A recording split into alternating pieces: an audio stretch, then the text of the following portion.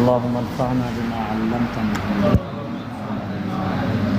وعلمنا ما ينفعنا اللهم الهمنا مراشد امورنا وقنا شرور انفسنا ربنا تقبل منا انك انت السميع العليم.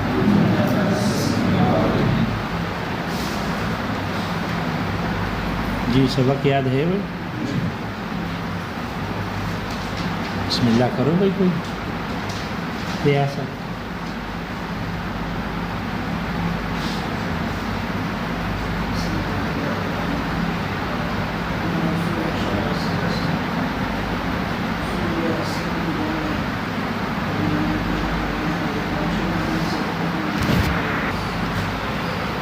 الاصل الرابع القياس المستنبط من هذه الاصول.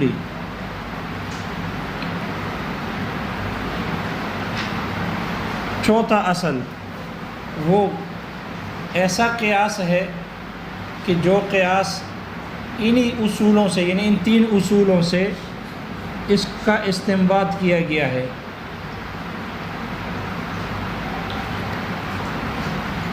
قیاس کے ساتھ قید لگا دی.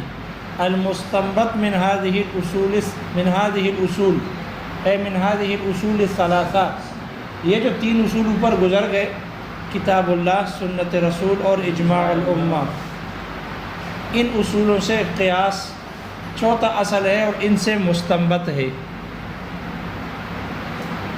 یہ قید اس لیے لگا دی اس لیے کہ قیاس کی چار قسمیں ہیں. قیاس کی چار قسمیں ہیں. کون کون سی؟ ایک تو قیاس شرعی ہے جیسے کہ یہ ہے، اور قیاس شرعی کہتے ہیں تعدیت الحکم من الاصل الى الفرع لعلت جامعت یا لعلت مشترکت. علت مشترکہ کی وجہ سے حکم اصل سے فرع کی طرف متعدی ہو جائے تو اس کو کیسے ہیں؟ قیاس شرعی. یہ مشہور تعریف ہے، دوسری تعریف بھی کی گئی ہے کتابوں میں، قیاس میں موجود ہے. یہ قیاس شرعی ہے. اور مستنبط کی قید جب اس کے ساتھ لگا دی تو اس سے قیاس لغوی نکل گیا. قیاس لغوی نکل گیا کیونکہ قیاس لغوی میں ایک اسم دوسرے اسم کی طرف متعدی ہوتی ہے، حکم نہیں بلکہ سب سے پہلے ایک اسم دوسرے اسم کی طرف متعدی ہو جاتا ہے اور پھر اس کے بعد اس کا حکم اس کی طرف متعدی ہو جاتا ہے. تعدیت الاسم من محل الى محل آخر، ایک اسم ایک جگہ سے دوسری جگہ منتقل ہو جاتا ہے، متعدی ہو جاتا ہے علت کی وجہ سے، پھر اس کے بعد اس کا حکم متعدی ہوتا ہے. جیسے کہ مخامرۃ العقل کی علت کی وجہ سے، عقل پر پردہ آنے کی وجہ سے، یہ علت ہے جو خمر میں موجود ہے. کس میں موجود ہے؟ خمر میں. لہذا ہر وہ شے مسکر نشہ آور جس میں جو نشہ لاتی ہو تو اس مخامرۃ العقل کے علت کی وجہ سے شراب خمر والا اسم متعدی ہو گیا اس کی طرف. مثال کے طور پر نبیذ تمر ہے، نبیذ عسل ہے، نبیذ جو ہے، یہ جتنے بھی انبیذہ ہے یہ بھی خمر ہے. حالانکہ خمر تو نہیں ہے لیکن چونکہ جب یہ زیادہ اس پر وقت گزر جائے اور گاڑھا ہو جائے، اس میں غلیان اور شدت آ جائے، جاگ آ جائے تو یہ بھی نشاور ہو جاتے ہیں. لہذا خمر اور اس میں دونوں میں چونکہ مخامرۃ العقل ہوتا ہے، علت موجود ہے مخامرۃ العقل، اس وجہ سے خمر کا اسم متعدی ہو گیا خمر سے اس انبیذہ کی طرف، نبیذ تمر کی طرف. لہذا یہ بھی خمر ہو گیا. جب وہ خمر حرام ہے تو پھر یہ خمر بھی کیا ہو گیا؟ حرام. اس کا ایک قطرہ پینا حرام، اس کا بھی ایک قطرہ پینا حرام. اس کا منکر کافر، اس کا منکر کافر تو نہیں کہہ سکتا، وہ احناف کو نکال دیں گے، ورنہ احناف کو نکال دیں گے، اس سے کہ شوافع اس کے قائل ہے، احناف اس کے قائل نہیں ہے. احناف اس کو خمر حقیقتاً نہیں کہتے، کہتے اس پر اطلاق مجازاً ہے. اس کو کہتے ہیں احناف کہتے ہیں یہ تو قیاس لغوی ہے، یہ قیاس لغوی ہے کہ ایک اسم کو دوسرے اسم کی طرف متعدی کیا جائے، پھر اس کے بعد پہلے والے اسم کے حکم کو دوسرے کے لیے ثابت کیا جائے. یہ قیاس لغوی ہے. یہ قیاس لغت وضع سے ثابت ہو سکتی ہے، قیاس سے نہیں ہو سکتی.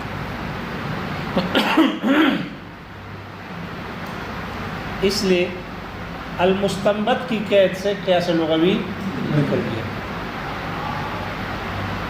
قیاس شبہی بھی نکل جاتا ہے. قیاس شبہی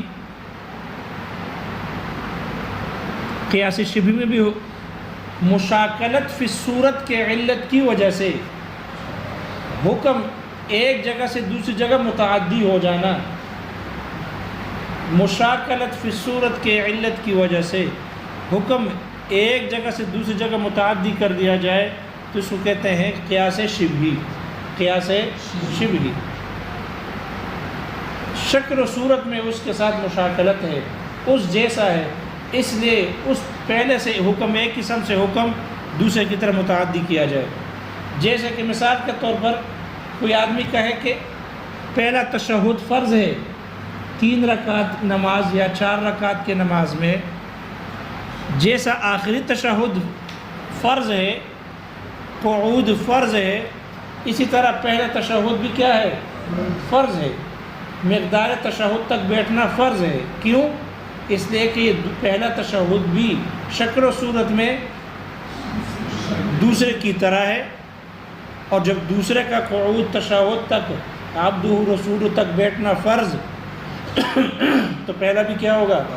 فرض ہوگا. یا اس کا برعکس کر دو، پہلا قعود تشہد تک یہ واجب ہے تو دوسرا بھی کیا ہوگا؟ واجب ہوگا. اس لیے کہ یہ دوسرا پہلے کی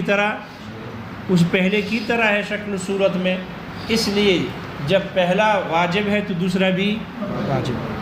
یہ قیاس شبہی ہے. اور چوتھا قیاس ہے، تیسرا قیاس ہے قیاس کی چوتھی قسم قیاس عقلی یا منطقی. قیاس عقلی وہ قیاس ہے کہ جن میں چند مقدمات کے تسلیم کرنے پر دوسرے قول کو تسلیم کرنا لازم آئے تو وہ قیاس عقلی ہے. قیاس عقلی ایسا قیاس ہے کہ جن میں چند مقدمات کو تسلیم کرنے پر ایک دوسرے قول کو ماننا لازم ہو تو وہ قیاس عقلی ہے. جیسے کہ العالم متغیر وکل متغیر حادث، اگر ان کو تسلیم کرنا پڑے تو پھر خود بخود ایک دوسرے قول نتیجے کو تسلیم کرنا لازم آئے گا، اور وہ ہے العالم حادث. العالم حادث نتیجہ ماننا لازم آئے گا حد وسعت کی وجہ سے. اس کو قیاس عقلی کہتے ہیں یا منطقی کہتے ہیں. تو القیاس المستنبت من هذه الاصول کی قید لگا دی. ان سے قیاس کی باقی تینوں قسمیں نکل گئی اور یہ قیاس شرعی ہو گیا. آپ پڑھ چکے ہو نور الانوار میں کہ مصنف نے تعبیر یہ اختیار نہیں کی کہ اعلم یا فإن اصول الشرع اربعۃ نہیں کہا، قیاس اس کے ساتھ ضمن میں داخل نہیں کیا، بلکہ اس کو مستقل طور پر ذکر کیا. الاصل الرابع، الاصل الرابع علیحدہ ذکر کیا. کیوں ذکر کیا؟ 2 وجہ سے. پہلی وجہ یہ ہے کہ اس سے پتہ چلا کہ جو پہلے کے 3 دلائل ہے یہ دلائل قطعیہ ہے، اور جو قیاس ہے یہ قیاس دلیل ظنی ہے. علی الاغلب وعلی الاکثر، غالب اور اکثر کے اعتبار سے خیال کرنا، مطلقاً نہیں ہے. اغلب اور اکثر کے اعتبار سے پہلے کی 3 دلائل قطعی ہے اور قیاس شرعی ظنی ہے، تو چونکہ وہ قطعی تھے اور یہ ظنی ہے، اس لیے ان کو علیحدہ ذکر کیا، اور قیاس الاصل الرابع کہہ کر اس قیاس کو علیحدہ ذکر کیا، اغلب کے اعتبار سے خیال کرنا، اس لیے کہ کتاب اللہ اور سنت رسول اور اجماع یہ بھی کبھی کبھی کیا ہو جاتے ہیں، ظنی ہو جاتے ہیں، ہے کتاب اللہ لیکن ظنی ہے، ظنی الدلالت ہے، خیال کرنا، ظنی الدلالت ہے، ظنی الثبوت نہ کہنا، ظنی الثبوت نہ کہنا۔ جو قرأت متواترہ ہے وہ ظنی الثبوت نہیں، قطعی الثبوت ہے۔ دو چیزیں ہیں، ایک ثبوت اور ایک دلالت، اور دونوں میں قطعی بھی ہوتی ہے اور ظنی بھی ہوتی ہے، دونوں میں قطعی بھی ہوتی ہے اور ظنی بھی ہوتی ہے، ثبوت اور دلالت، قطعی الثبوت و قطعی الدلالت، ظنی الثبوت و ظنی الدلالت۔ تو چونکہ ہمارے پاس جو قرأت موجود ہے مصاحف میں یہ قرأت متواترہ ہے، ہاں جو قرأت احادہ ہے یا قرأت مشہورہ ہے وہ ظنی ہے، وہ کیا ہے؟ ظنی ہے، تو وہ ظنی الثبوت بھی ہے، اور اگر وہ ظنی الدلالت بھی ہے تو دونوں ہو گئے۔ وہ مسئلہ سمجھ میں آ رہا ہے؟ لیکن چونکہ ہمارے ہاں جو قرأت موجود ہے، کتاب موجود ہے، کتاب سے اسی کی طرف متواترہ کی طرف اشارہ ہے، اس لیے یہ قطعی الثبوت ہے، لیکن کبھی کبھی کیا بن جاتا ہے؟ ظنی الدلالت بن جاتا ہے۔ جیسے کتاب اللہ کا مشترک ہے، جیسے کتاب اللہ کا مشترک نہیں، مؤول ہے، مؤول، اس لیے کہ ثلاثت قروء میں ہم قروء سے حیض لے رہے، تو اس کا مطلب ہے جو طہر لے وہ کافر ہونا چاہیے یا جو طہر حیض لے رہے تو پھر شوافی کے نزدیک ہم کافر ہونے چاہیے، لیکن نہیں، اس لیے کہ یہ مؤول ہے۔ یہ کیا ہے؟ اب دیکھو کتاب اللہ کی آیت ہے لیکن مؤول ہے، ظنی الدلالت ہے، اپنے معنی پر کیا ہے؟ ظنی الدلالت ہے۔ یا اسی طرح عام کی وہ قسم جو مخصوص منہ البعض ہو، عام مخصوص منہ البعض ہو، اس جیسی جتنی بھی آیات ہیں یہ سب کے سب ظنی الدلالت ہے۔ اسی طرح حدیث بھی ہے کیونکہ یہ اقسام جیسے کتاب اللہ میں جاری ہوتے ہیں حدیث رسول میں بھی جاری ہوتی ہے، اس لیے وہ حدیث جو عام مخصوص منہ البعض ہو یا جو مؤول ہو تو وہ ظنی ہے، ظنی الدلالت ہے۔ اجماع اگر سب کا ہے، اجماع الکل ہے تو وہ قطعی ہے، اور اگر وہ اجماع سکوتی ہے تو ہمارے نزدیک تو ہے قطعی، البتہ شوافی کے نزدیک یہ ظنی ہے، یہ حجت نہیں ہے۔ اسی طرح پھر اجماع کے مراتب آگے آ جائیں گے، تو اجماع کا جو کم سے کم مرتبہ ہے ظنی ہے، خبر واحد کی طرح ہے۔ معلوم ہوا اجماع بھی کبھی قطعی ہوتا ہے، کبھی کیا ہوتا ہے، ہاں، اس لیے یہ نہ کہنا کہ بس کتاب اللہ کے جس حکم کا کوئی منکر ہو تو کیا ہوگا، مطلقاً نہیں کہہ سکتے۔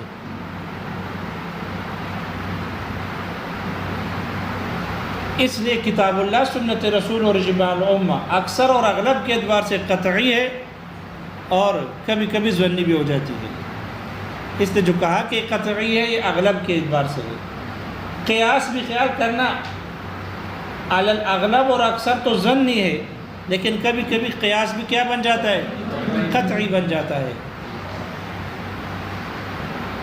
اور قیاس قطعی اس وقت ہوگا جب اس قیاس کی علت مستنبط من الکتاب ہو، کتاب اللہ میں اس کی علت موجود ہو، اس کی علت کتاب اللہ میں کیا موجود ہو، تو پھر اس صورت میں یہ قیاس بھی کیا بن جاتا ہے، قطعی بن جاتا ہے۔ جیسے کہ حالت حیض میں وطی کے حرام ہونا، حالت حیض میں وطی حرام ہے، اس کی علت کیا ہے، قل ہوا اذی، قل ہوا اذی، یہ اذی اس کی حرمت وطی فی حالت الحیض کی یہ علت ہے، اور علت خود اس میں موجود ہے۔ وہ بات سمجھ میں آ گئی؟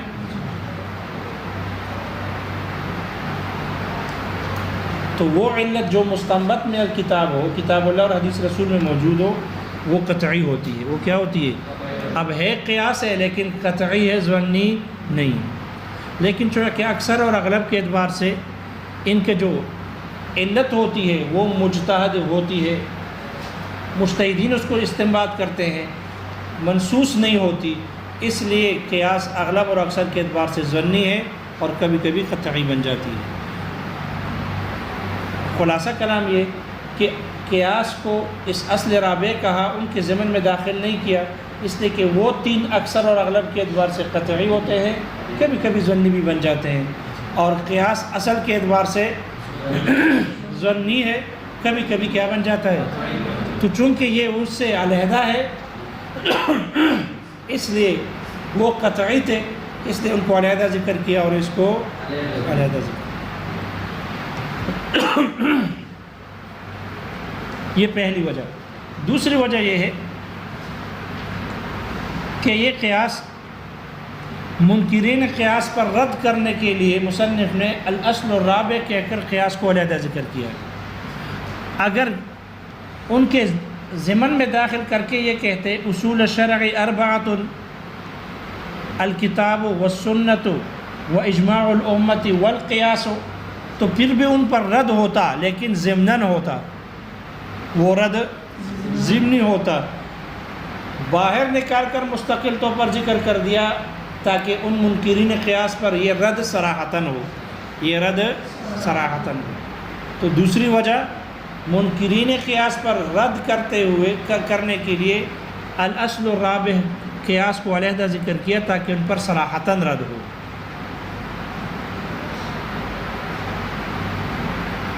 القیاس المستنبط من هذه الاصول، جو ان تین اصولوں سے مستنبط ہے۔ یہاں تو ان نے مثالیں ذکر نہیں کی، عنوان میں پڑھ چکے ہو، یہاں شارح نے بھی ذکر کیا۔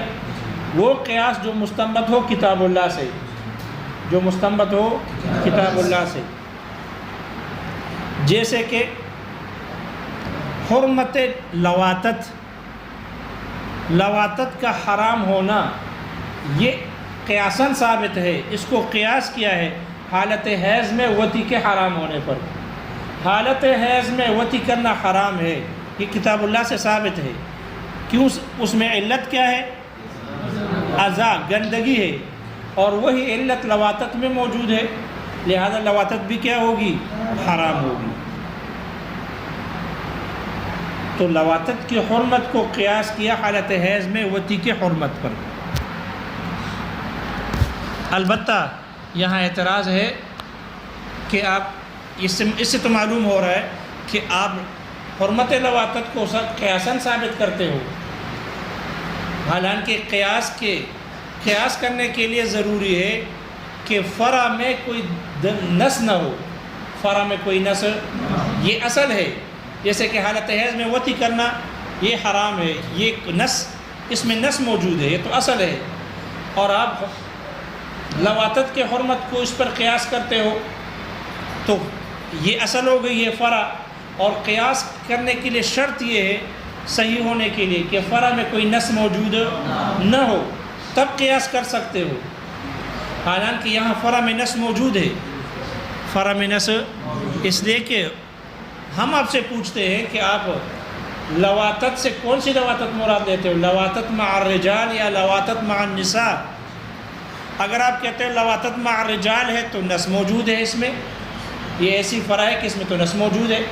اَإِنَّكُمْ لَتَأْتُونَ الرِّجَالَ، اَإِنَّكُمْ حمزہ استفہام انکاری، یعنی نہ آیا کرو مردوں کے پاس بطور شہوت کے۔ آگے کیا ہے؟ 2-3 جگہ پر آیا ہے۔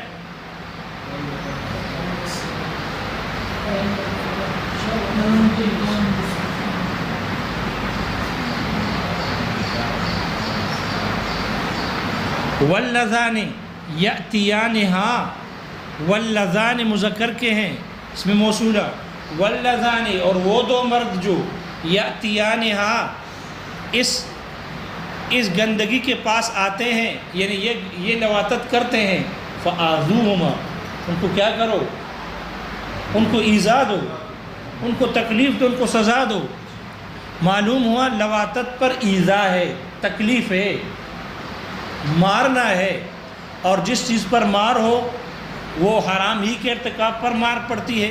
معلوم ہوا لواطت کیا ہے؟ حرام ہے۔ بہت سی جگہ پر آیا ہے، قوم لوط کے بارے میں مختلف آیاتیں آئی ہے، وہ ما سبقکم بہا من احد من العالمین، اس سے پہلے کیا ہے؟ ما سبقکم بہا من احد من العالمین، اس میں بھی تقریباً اسی طرح ہے۔ خلاصہ یہ کہ اگر لواطت سے مراد لواطت مع الرجال مراد لے رہے ہو تو اس میں تو نصوص موجود ہے فرع میں، اور قیاس کے صحیح ہونے کے لیے شرط یہ تھا کہ فرع میں نص موجود نہ ہو۔ اور اگر آپ لواطت سے مراد لواطت مع النساء مراد لے رہے ہیں، اپنی بیوی سے لواطت کرنا، تو لواطت مع النساء بھی اس میں بھی نص موجود ہے۔ عبداللہ ابن عباس رضی اللہ عنہما کی روایت ہے، آپ علیہ الصلوۃ والسلام نے فرمایا لا ينظر اللہ عز وجل الى رجل اتى رجلا او امرأة في دبرها،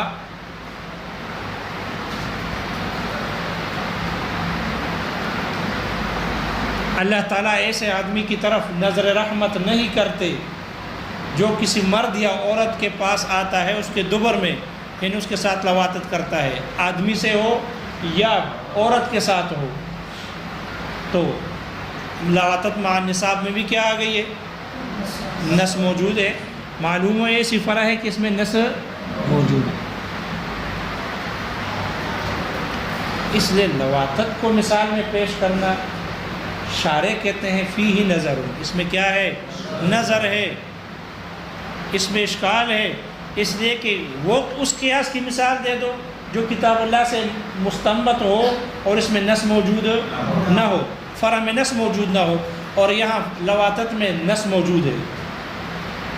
کوئی اشکال سمجھ میں آئے؟ جبکہ بعض حضرات کہتے ہیں کہ یہ جو لواطت مع النساء ہے یہ کتاب اللہ کے اشارۃ النص سے بھی ثابت ہے۔ ایک تو حدیث ہو گئی، دوسرے کتاب اللہ کے اشارۃ النص سے بھی ثابت ہے۔ نساؤکم حرث لکم فأتوا حرثکم فأتوا حرثکم، اپنے کھیتی میں آؤ جیسے چاہو۔ حرث، یہاں اللہ تعالیٰ نے حرث فرمایا، اور مقام دبر جو ہوتا ہے وہ حرث نہیں، وہ فرث ہے، وہ گندگی ہے۔ وہ کیا ہے؟ وہ گندگی ہے، تو وہ فرث ہے، فاراسا، اور یہ حرث ہے، فاراسا۔ اور کھیتی میں آدمی جب جو ہی بیج ڈال دیتا ہے تو فصل آ جاتی ہے، فصل آ جاتی ہے اگر بارش ہو، لیکن کبھی کبھی یہ نہیں کہ ہر جمعرات کو ہو۔ دبر میں 1000 سال تک پانی دیتے رہو، اس لیے کہ آپ کی کھیتی یہ ہے اور آپ پانی اس طرف دے رہے ہو اور انتظار کر رہے ہو کہ اس کھیتی میں پھل کب آئے گا۔ قیامت تک نہیں آئے گا، معاذ خیال کرنا، قیامت تک نہیں آئے گا، اس لیے وہ محل نہیں ہے۔ تو استدلال اشارۃ النص ہے کہ اللہ نے حرث فرمایا ہے اور وہ فرض ہے، معلوم ہوا کہ حرث حلال ہے اور فرض کیا ہے؟ حرام ہے۔ تو کتاب اللہ کے اس اشارۃ النص سے بھی پتہ چلتا ہے کہ لواطت مع النساء حرام ہے۔ لواطت مع النساء کیا ہے؟ حرام۔ اس لیے اس قیاس کو پیش کرنا درست، اس مثال کو پیش کرنا درست نہیں ہے۔ البتہ یہ کہا جا سکتا ہے کہ لواطت چاہے مع الرجال ہو یا مع النساء، اگر اس میں نہ کتاب اللہ ہوتا نہ حدیث رسول ہوتا تب بھی قیاس کا تقاضا یہ کہ وہ کیا ہو؟ حرام ہو، اور حالت حیض میں وطی پر قیاس کرتے ہوئے۔ تو کچھ سمجھ میں آ رہا؟ پھر مثال میں پیش کرنا ٹھیک ہے، پھر اس کو مثال میں پیش کرنا ٹھیک ہے، اس لیے کہ یہ مثال جن کے طور پر جو پیش کی گئی ہے اس طور پر کی ہے کہ اگر ہم یہ فرض کر لیں کہ لواطت میں کوئی نص موجود نہیں، نہ کتاب اللہ میں کوئی صراحت ہے نہ حدیث رسول ہے، تب بھی قیاس کا تقاضا یہ تھا کہ لواطت حرام ہو۔ لواطت کیا ہو؟ حرام ہو۔ یہ مثال ہوگی اس قیاس کی جو مستنبط ہو کتاب اللہ سے، مثال اس قیاس کی جو مستنبط ہو سنت رسول سے۔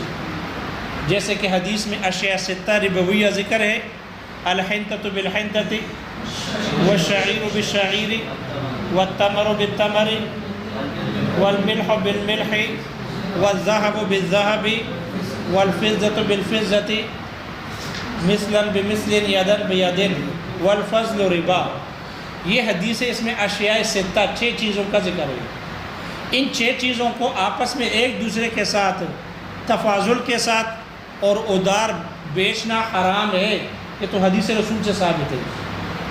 لیکن آیا 1 کلو چونا 2 کلو چونے کے ساتھ یا 1 من سریا لوہا 2 من سریے لوہے کے ساتھ بیچنا جائز ہے یا ناجائز ہے؟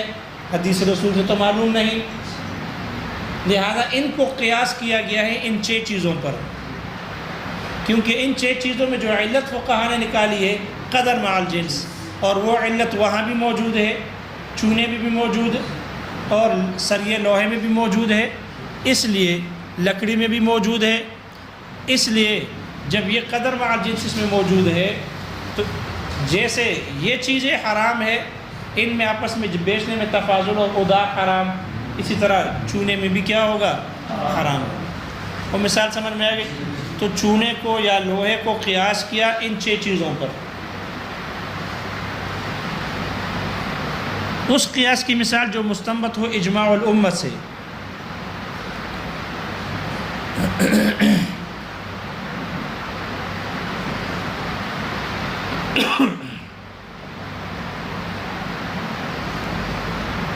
باندی کی ماں سے باندی کی ماں واتی پر حرام ہے. باندی کی ماں واتی پر حرام ہے. اس کی حرمت اجماع سے ثابت ہے. اس کی حرمت ایک آدمی کی باندی ہے، ظاہر بات ہے اس کو استعمال کرتا ہے، اس سے وطی کرتا ہے، اس کے لیے حلال ہے. اب اس آقا پر اپنی باندی کی ماں حرام ہو گئی. اصول اور فروع کیا ہو گئے؟ حرام ہو گئے. باندی کی آقا کے لیے باندی کے اصول اور فروع کا حرام ہونا اجماع الامت سے ثابت ہے. اسی پر قیاس کیا ہے مزنیہ کی ماں کے اصول اور فروع کا حرام ہونا. مزنیہ کی اصول اور فروع کا زانی واتی یعنی زانی پر حرام ہونا، اس کو قیاس کیا باندی کی ماں پر.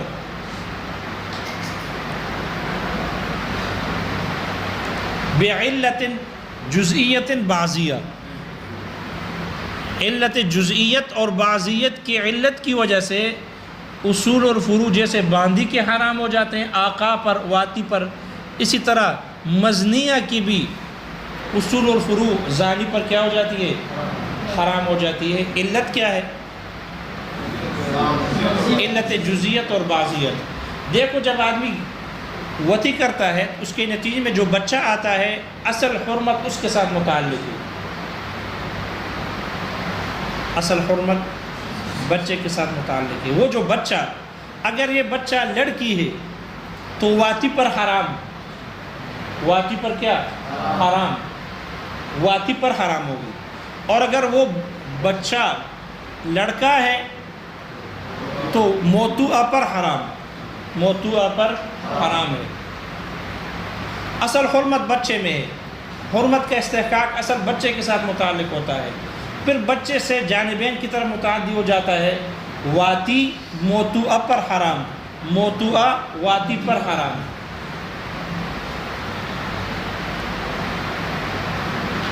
پھر یہ حرمت ان کے اصول فروع کی طرف متعدی ہو جاتا ہے، کیونکہ واتی موتوعہ کا جز بن گئی ہے. موتوعہ واتی کا جز بن گئی اور واتی موتوعہ کا جز بن گیا اس بچے کے واسطے سے. اس بچے کے واسطے سے جب واتی موتوعہ کا جز بن گیا تو استمتاع بالجز حرام ہے. استمتاع بالجز کیا ہے؟ حرام ہے. پھر بچے سے یہ حرمت متعدی ہوتی ہے جانبین کی طرف. جانبین کی طرف یعنی واتی کے اصول اور فروع موتوعہ پر حرام اور موتوعہ کے اصول اور فروع واتی پر حرام. علت یہی ہے، جزئیت اور بعضیت. چونکہ یہ دونوں ایک دوسرے کی جزئیت بن جاتے ہیں، بچہ کے واسطے سے واتی اور موتوا، اور استمتاع بالجز حرام ہے، تو قیاس کا تقاضا تو یہ تھا کہ پھر بیوی سے استمتاع جائز نہ ہو یا باندی سے استمتاع جائز نہ ہو، لیکن دفعا للحرج اس قیاس کو رد کیا گیا ہے، چھوڑ دیا گیا ہے حرج لازم آنے کی وجہ سے، اس لیے کہ اگر کوئی آدمی ایک مرتبہ شادی کرے، وتی کر لے یا نہ کرے، ہاتھ لگائے، احناف کے نزدیک، شوافی کے نزدیک تو کچھ نہیں ہوتا، اندر آئے جائے کچھ بھی نہیں ہے۔ احناف کے نزدیک کو اگر شہوت کی نگاہ سے دیکھا فرج داخل کو یا شہوتاً ہاتھ لگایا تو اصول و فروع حرام ہو گئے، تو اس کے بعد پھر وتی کرنا حرام ہونا قیاس کا تقاضا ہے کہ حرام ہو، لیکن ظاہر بات ہے پھر ایک مرتبہ ہاتھ لگانے کے بعد دوسری مرتبہ شادی کون کر سکتا ہے؟ حرج لازم آئے گا، اس لیے اس قیاس کو حرج کی وجہ سے چھوڑ دیا گیا، لیکن اصول الفروع ایک دوسرے کے کیا ہو جاتے ہیں؟ حرام ہو جاتے ہیں۔ تو جیسے موتوعہ باندی کے اصول الفروع، باندی کی اصول الفروع آقا پر حرام، وہ اجماع سے ثابت، اسی طرح زانی پر بھی مزنیہ کے اصول الفروع کیا ہو جاتے ہیں؟ حرام ہو جاتے ہیں۔ اس کو قیاس کیا باندی کی ماں پر۔ اور کچھ مسئلہ سمجھ میں آ گیا؟ تو الاصل الرابع میں جو قیاس جو مستنبط ہے اجماع الامہ سے، اس کی مثال سمجھ میں آ گئی بھائی؟ علت جزیت اور بعضیت۔